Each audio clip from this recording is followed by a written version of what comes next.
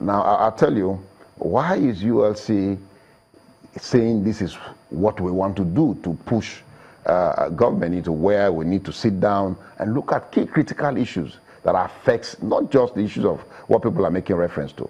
Look, today you are aware that government has moved into concessions of various parastatals. We'll come to your demands in a minute, but I just want to remind, because the minister, they also cited this Trade Union Act of 2004.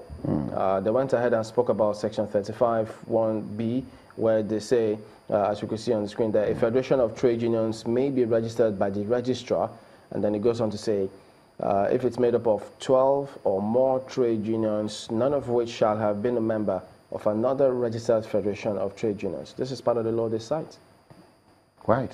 Have you met this stipulation? We have, Chamberlain. You see, when I heard the NLC president making reference to the sections of the Act, I also asked myself again the same question. The Act itself, is it supreme? Is it more superior to the Constitution of the country? The answer is no.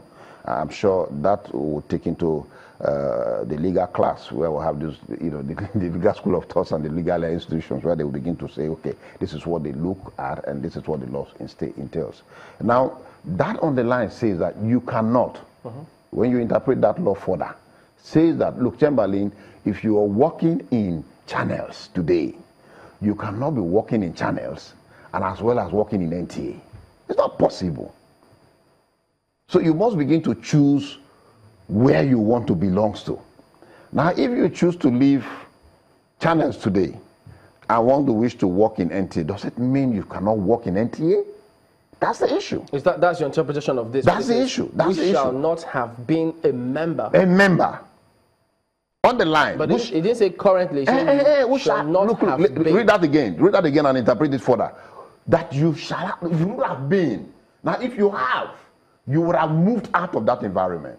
Now, I wonder what kind of interpretations people want to give to our laws in this country. Just when you begin to sit down, you interpret it to suit yourself at that moment. So why is TUC, who, I mean, your sister union, they should also know. Why are they also insisting that you're not legal? I don't understand. That's why I said I hope, I just want to use the word, I hope.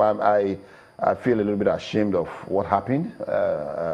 That seeing TUC and NLC, on telly, making a press briefing and giving a press statement.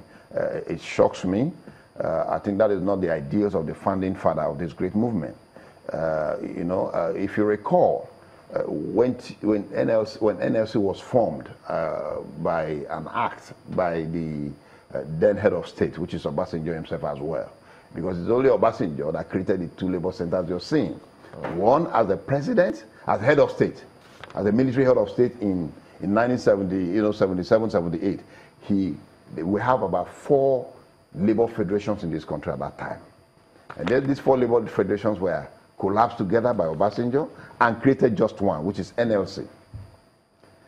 Now, at the time these federations were all collapsed and a fair directive was given to say NLC must exist. Nobody protested against that. And then NLC is existing today as an institution. Now, in 2004, this is the act they are making reference to.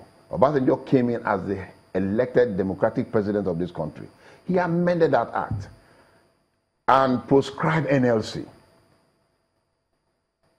In the act, proscribed NLC. And amended that act that gave room that TUC should be registered as a labor federation. It means that the country you can have more than one labor center. So now, NLC doesn't exist? Is that? Of course, if you go into it by law today, NLC is not gazetted. NLC, by virtue of its existence, should have been what?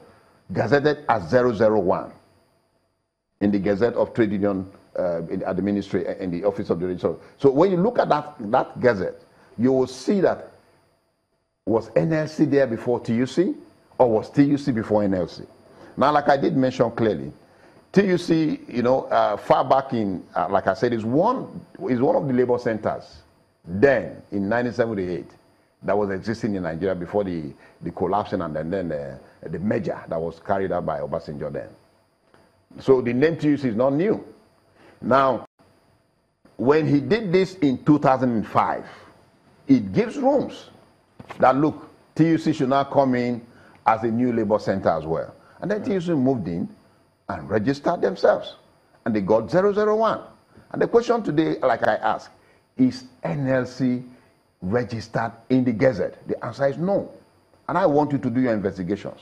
Okay, now, NLC is existing by the fact that they are a labor center created by an act during Obasanjo administration as a military head. They've been functioning. We were there. And in the course of that process, we've tried everything humanly processed when we were in NLC to say, look, let's process our documentation in terms of, and it was like, no, because we are an old labor center, we have all it takes to continue to operate.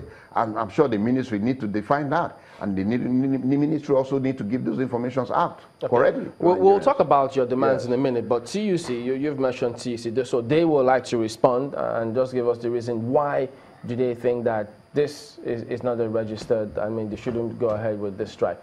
Mark?